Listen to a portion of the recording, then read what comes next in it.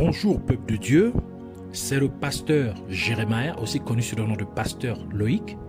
Nous voulons écouter la parole de Dieu pour la semaine, mais avant tout, nous voulons commencer par une parole de prière. Alors en signe de révérence à notre Père Céleste, à notre Dieu, baissons nos têtes et prions ensemble.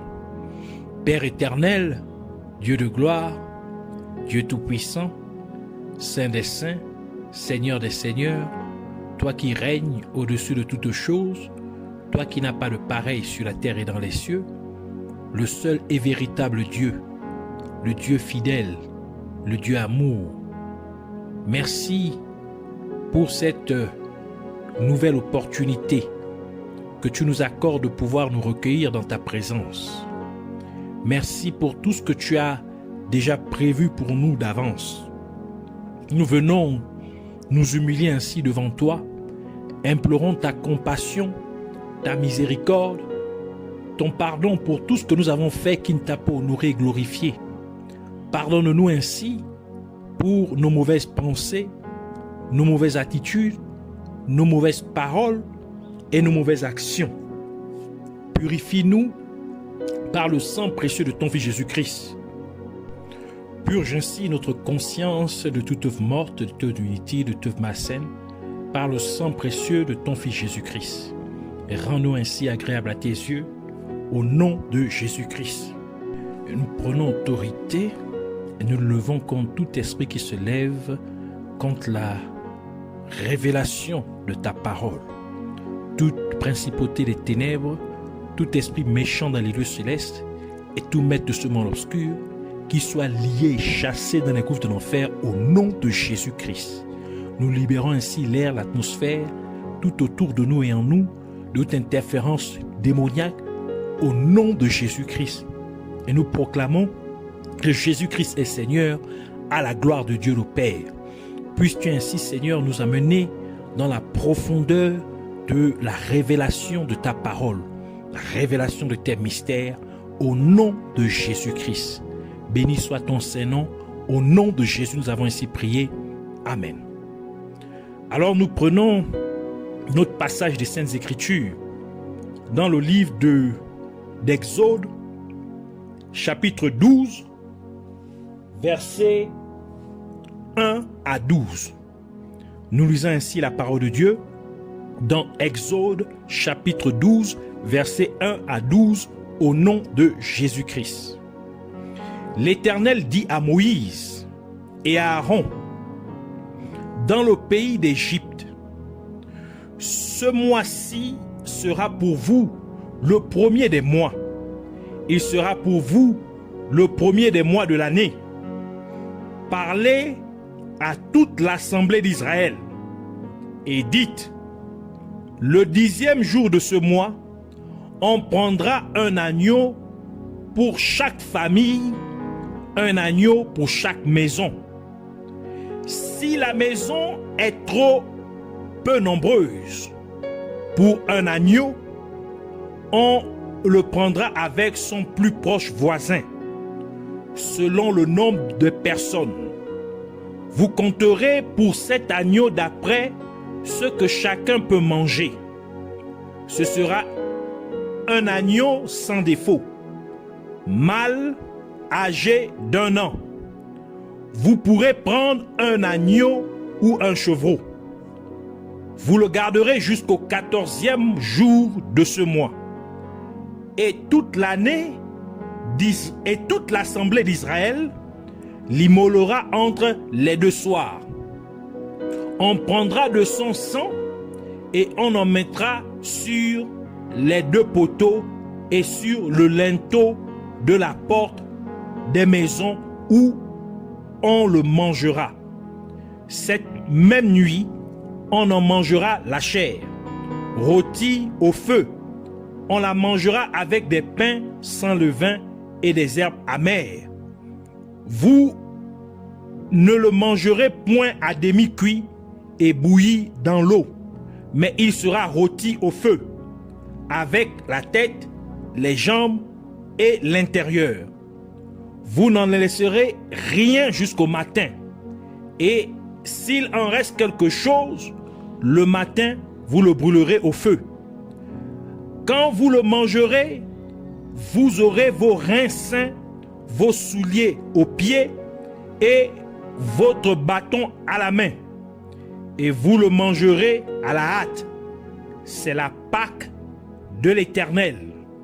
Cette nuit-là, je passerai dans le pays d'Égypte et je frapperai tous les premiers-nés du pays d'Égypte, depuis les hommes jusqu'aux animaux, et j'exercerai des jugements contre tous les dieux de l'Égypte. Je suis l'Éternel. Que le Seigneur bénisse sa parole, qu'elle vienne pleine de vie, de profondeur, de grâce et de bénédiction au nom de Jésus-Christ. Alors pour cette semaine, le Seigneur voudrait nous parler sur les mystères de la fête de Pâques. Alors le titre de notre enseignement pour cette semaine est « Les mystères de la fête de Pâques ». En français, le mot Pâques avec S, c'est-à-dire P-A-Q-U-E-S, est utilisé pour signifier la fête qui commémore la mort et la résurrection de Jésus-Christ. Et le mot Pâques, cette fois-ci P-A-Q-U-E, donc sans S, fait référence à la fête commémorant la sortie du peuple d'Israël d'Égypte.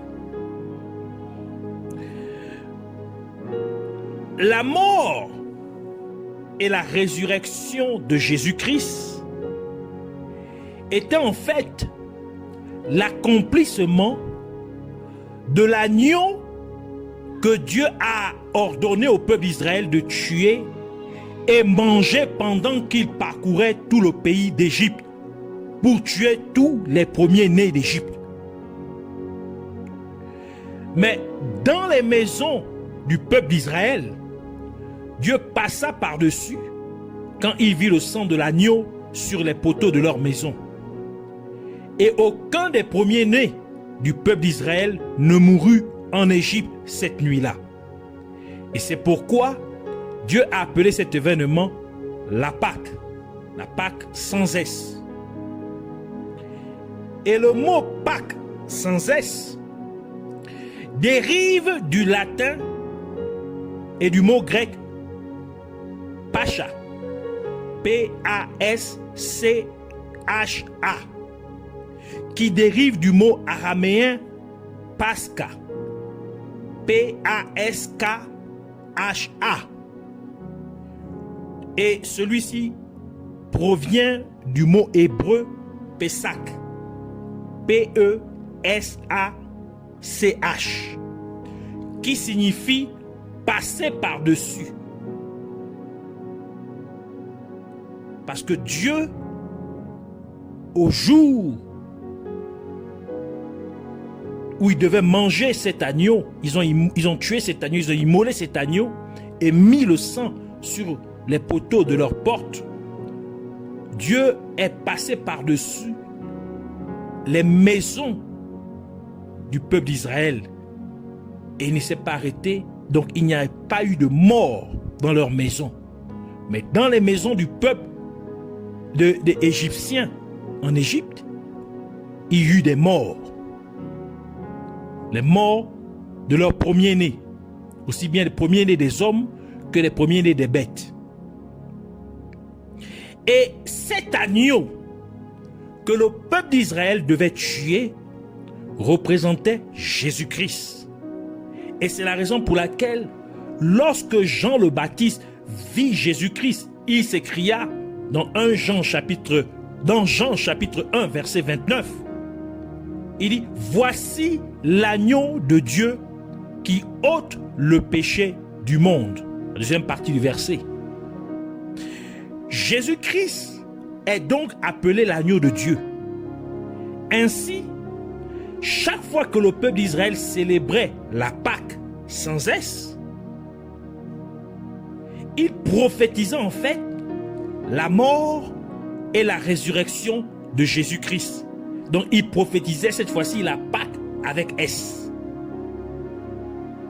Il prophétisait la mort de Jésus-Christ en ce que l'agneau était tué. Et il prophétisait sa résurrection en ce que leur premier-né ne mourut point, mais vécurent. Par conséquent, la fête de Pâques sans S est directement liée à la mort et à la résurrection de Jésus-Christ. Donc, elle est directement liée à la fête de Pâques avec S. Car la Pâque sans S prophétisait en fait la mort et la résurrection de Jésus-Christ. Et c'est pourquoi Jésus-Christ fut crucifié exactement au temps de la fête de la Pâque sans S. Donc la commémoration de la sortie du peuple d'Israël d'Égypte, la commémoration du fait que Dieu a épargné les premiers-nés du peuple d'Israël. Et il y a un sens plus profond à la célébration de la Pâque sans S.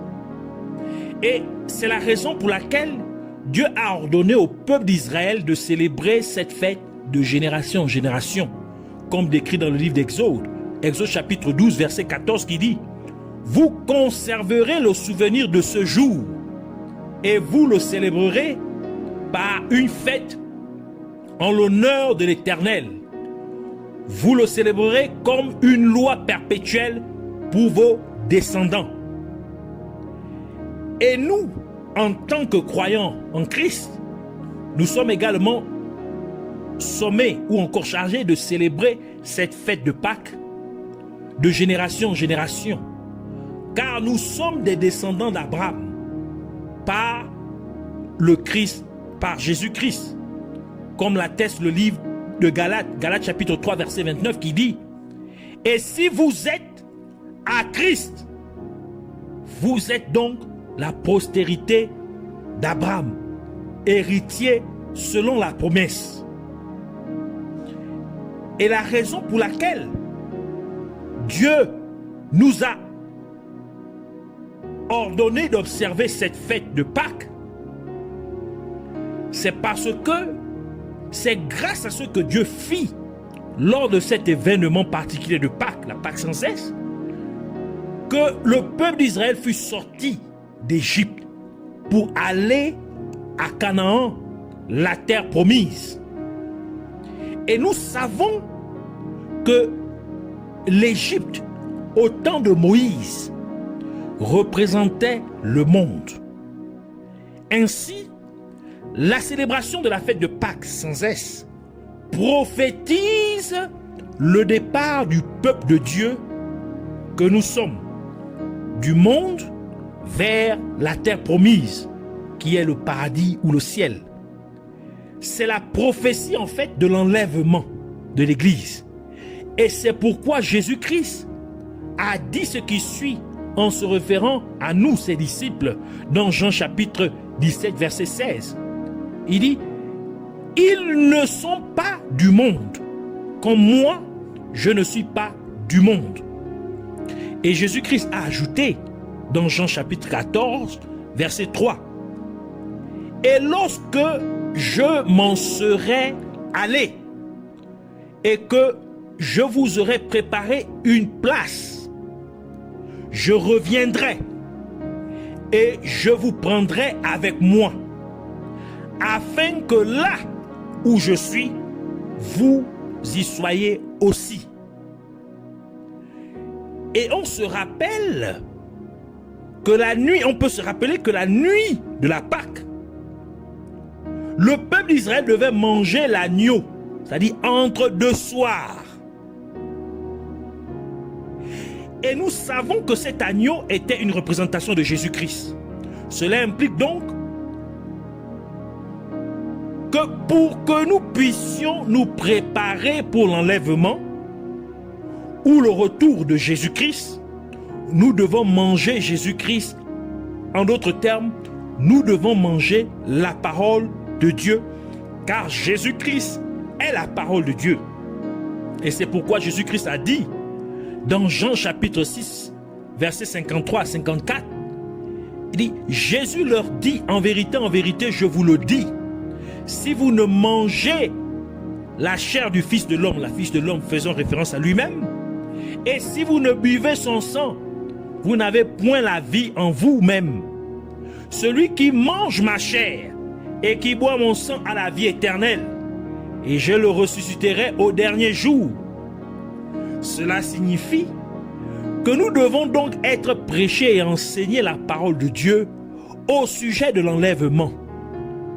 Nous avons besoin de manger la parole de Dieu qui parle du retour imminent de Jésus-Christ. Et cela doit être fait surtout lors de la célébration de la fête de Pâques. Lorsque nous commémorons la mort et la résurrection de Jésus-Christ. Mais cette mort, cette commémoration de la mort et de la résurrection de Jésus-Christ est en fait la commémoration de la sortie du peuple d'Israël d'Égypte pour Canaan. Car cette nuit-là, ils mangèrent, ils ont immolé l'agneau. Cet agneau qui représentait Jésus-Christ. Comme Jésus-Christ aussi fut crucifié, immolé. Ainsi, nous devons en d'autres termes nous rappeler que Jésus-Christ viendra enlever son Église à l'heure de la nuit. Donc, cette heure de la nuit, qui est entre deux soirs, est une indication de la période à laquelle Jésus-Christ reviendrait. Et la parole de Dieu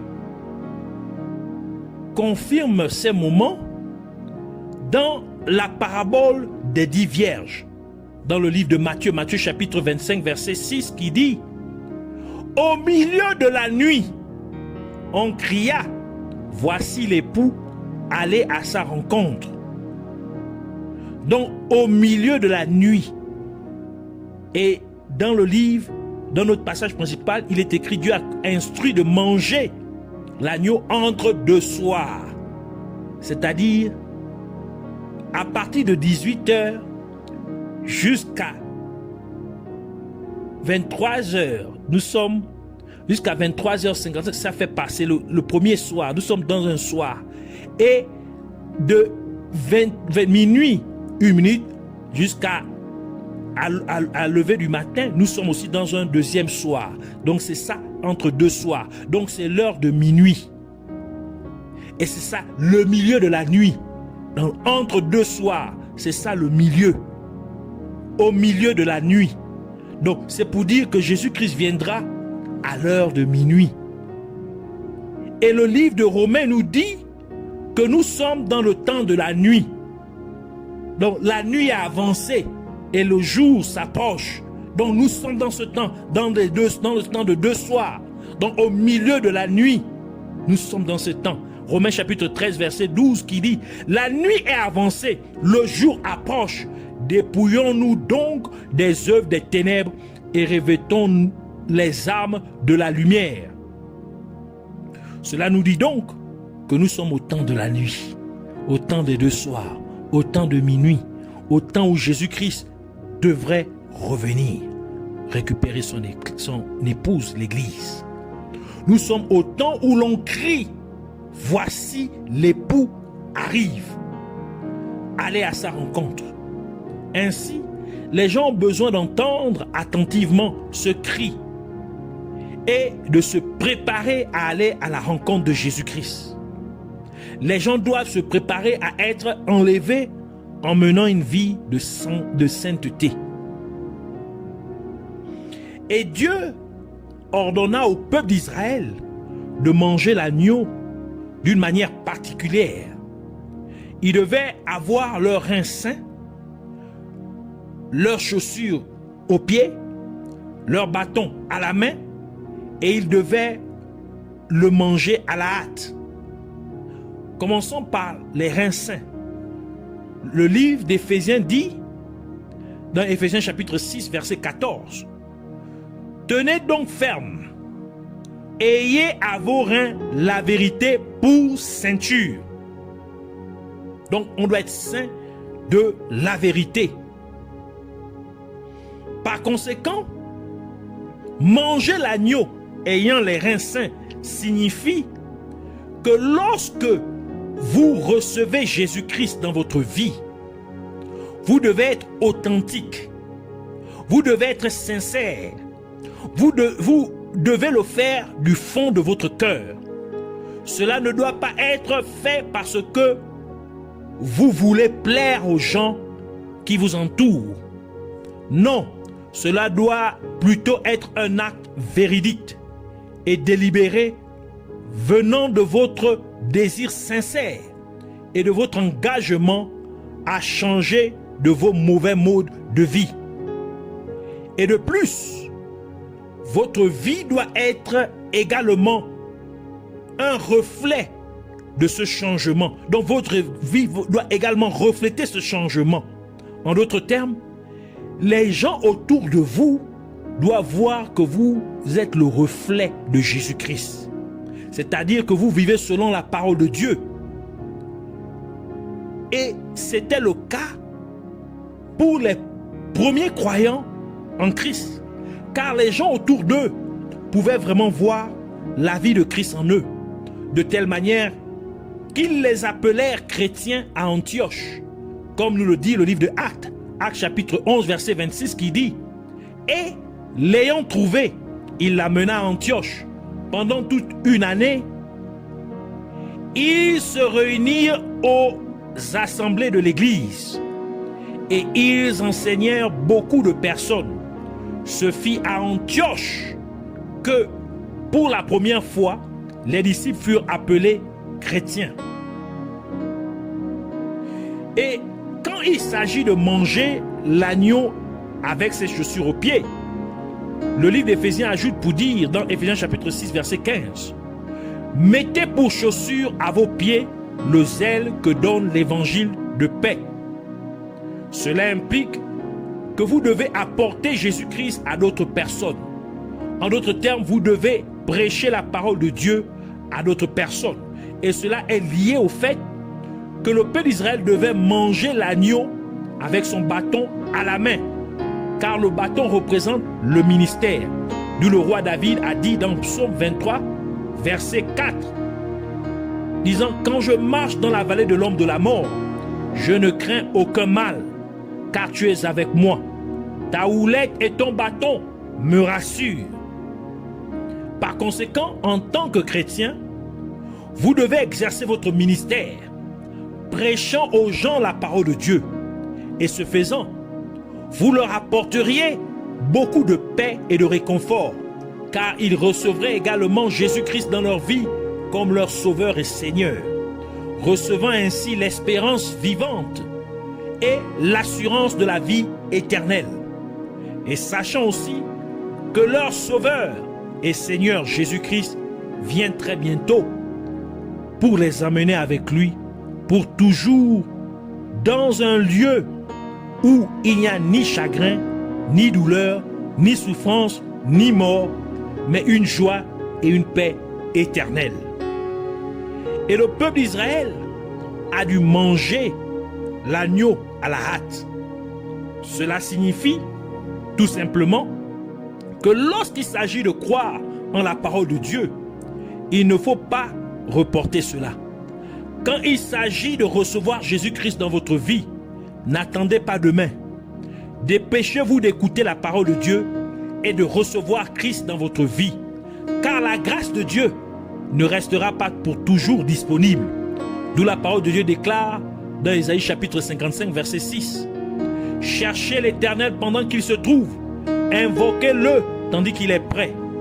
Hébreux chapitre 3 verset 15 ajoute pour dire: pendant qu'il est dit aujourd'hui, si vous entendez sa voix, n'endurcissez pas vos cœurs comme lors de la révolte.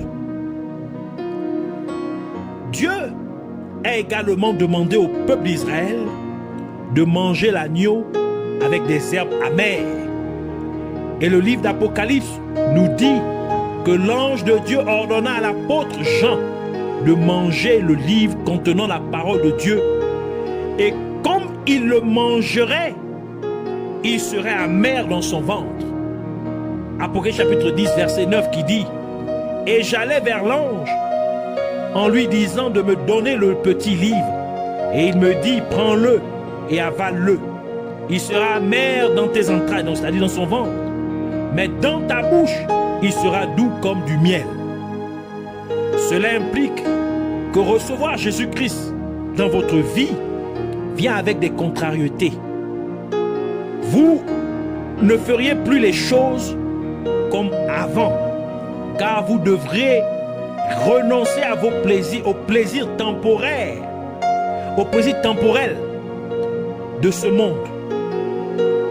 Vous auriez à faire les choses à la manière de Dieu et non à votre manière.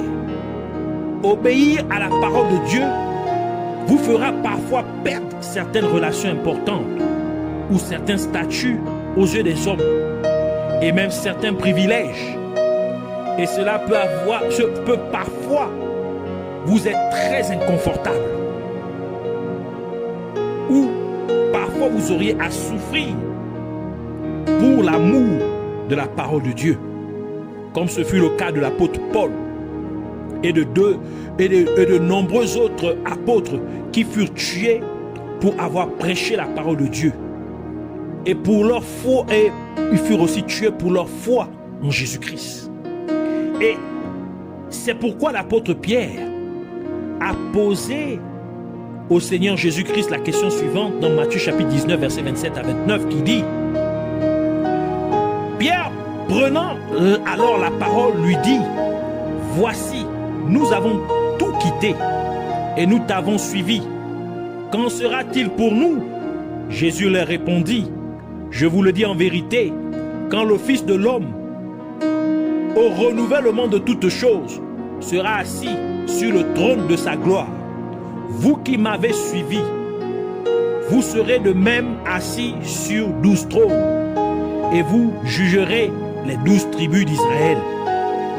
Et quiconque aura quitté, à cause de mon nom, ses frères, ou ses sœurs, ou son père, ou sa mère, ou sa femme, ou ses enfants, ou ses terres, ou ses maisons, recevra le centuple et héritera la vie éternelle. Par conséquent, vous devez être prêts à accepter le fait qu'il y a un prix amer à payer quand il s'agit de suivre le Seigneur Jésus-Christ. Mais la récompense est bien plus grande que toute contrariété que vous pourriez avoir à subir ou à expérimenter, que ce soit dans cette vie ou dans la génération où Dieu mettra fin à toutes choses, ou dans la régénération où Dieu mettra fin à toutes choses. Et vous devez savoir que rien n'est plus important que votre salut. Par conséquent, Jésus-Christ a ajouté dans Marc chapitre 8, versets 36 à 38. Et que sert-il à un homme de gagner tout le monde s'il perd son âme? Que donnerait un homme en échange de son âme? Car quiconque aura honte de moi et de mes paroles au milieu de cette génération adultère et pécheresse, le Fils de l'homme, c'est-à-dire Jésus-Christ se référant à lui-même, aura aussi honte de lui quand il viendra dans sa gloire, quand il viendra dans la gloire de son Père avec les saints anges. Ainsi, nous devons comprendre que dans à cette période de l'année où nous commémorons ou célébrons la fête de Pâques, nous devons nous rappeler, nous devons nous édifier sur le retour de Jésus-Christ, le retour imminent de Jésus-Christ, car cette fête est une prophétie de ce retour. Nous devons nous rappeler de notre sortie, nous devons nous édifier sur notre sortie de ce monde, notre départ de ce monde pour notre terre céleste, notre demeure céleste. C'est la prophétie de l'enlèvement. Ainsi, nous voulons prier pour dire merci Abba Père de nous avoir transmis la connaissance et la compréhension au sujet de la fête de Pâques. Et je prie, Père Céleste, pour qu'à chaque fois que nous célébrons cette fête de Pâques, à cette période de l'année, que tu nous aides à nous rappeler, ainsi qu'aux personnes qui nous entourent, le fait que le retour de notre Seigneur Jésus-Christ est imminent. Par conséquent, aide-nous à nous préparer en étant prêchés et enseignés sur l'enlèvement imminent de ton Église que nous sommes. Et aide-nous donc à vivre selon ta parole, la mettant en pratique et menant ainsi une vie de sanctification, une vie de sainteté. Et je prie aussi en te demandant, Abba Père, afin que tu nous aides à prendre notre croix et à te suivre, comprenant que te suivre vient avec beaucoup de contrariétés. Aide-nous donc à nous soumettre entièrement à toi. Ainsi, nous ne cherchons plus à faire notre propre volonté, mais que nous cherchons plutôt à faire ta volonté au nom de Jésus-Christ. Aide-nous donc à prendre notre ministère et à parcourir toute la terre, prêchant et enseignant aux gens l'espérance de vie, de la vie éternelle, et à propos de ton retour imminent pour accomplir cette espérance. Merci Père glorieux et exalté. Merci de nous accorder notre pétition. Que ton nom soit magnifié à jamais. Au nom de Jésus-Christ. Amen.